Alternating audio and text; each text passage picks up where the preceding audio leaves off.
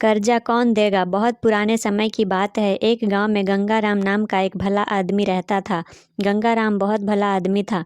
हमेशा अपनी क्षमता की सीमाओं से भी बाहर जाकर लोगों की मदद करने का प्रयास करता। गंगाराम के 3 पुत्र, 2 भाई और एक बेटी थी। एक दिन दुर्भाग्यवश भले आदमी गंगाराम का देहांत हो गया था। अंतिम संस्कार करवाने गंगाराम के सभी रिश्तेदार पहुँचे। पंडित ने रस्म पूरे किए, अर्थी सजाई गई। गंगाराम को अर्थी पर लिटाया गया। पुत्रों और भाइयों ने अर्थी उठाई और आगे बढ़े।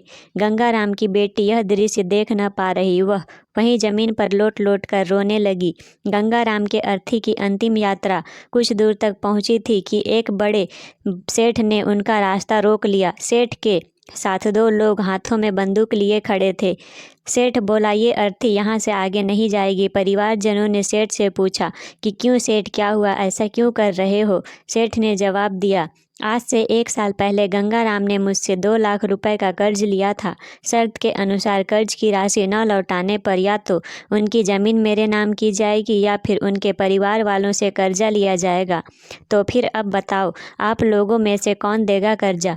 अब तमाम लोग तमाशा देख रहे थे। तभी उनके तीनों बेटों ने कहा कि हम तुम्हारा कर्जा नहीं देंगे। हमारे पास इतना धन नहीं है कि आपको कर्जे की राशि भी दे सकें। पिताजी का कर्जा पिताजी जाने। वैसे भी अब वो इस दुनिया में रहे नहीं। अगर आपको उनकी अर्थी ले जानी है तो ले जाओ।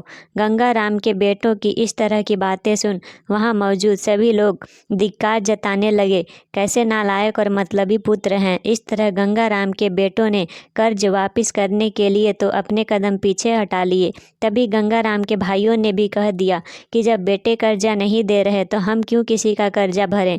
अब गंगाराम की अर्थी को वहाँ रुके बहुत देर हो गई थी। तभी यह बात गंगाराम की बेटी तक पहुँच गई तो वह भागे भागे अपने पिताजी की अर्थी तक पहुंची। तभी उसने देखा कि अर्थी का एक पाँव बड़े सेठ ने पकड़ रखा था।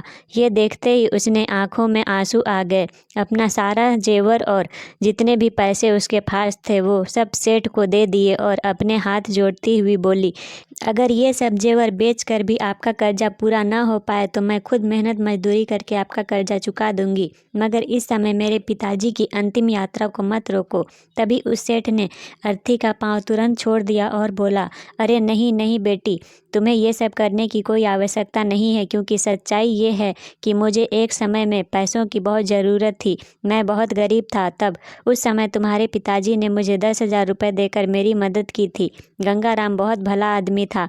उसने मुझसे 1 रुपया ब्याज तक नहीं मांगा कभी, और वही पैसे मैं यहाँ देने आया था। लेकिन जब मुझे पता चला कि गंगाराम का देहांत हो गया तब मैंने सोचा कि ये पैसे किसे दूं, पैसे सही हाथों में कैसे दूं, यह जानने के लिए मैंने ये सब नाटक रचा था।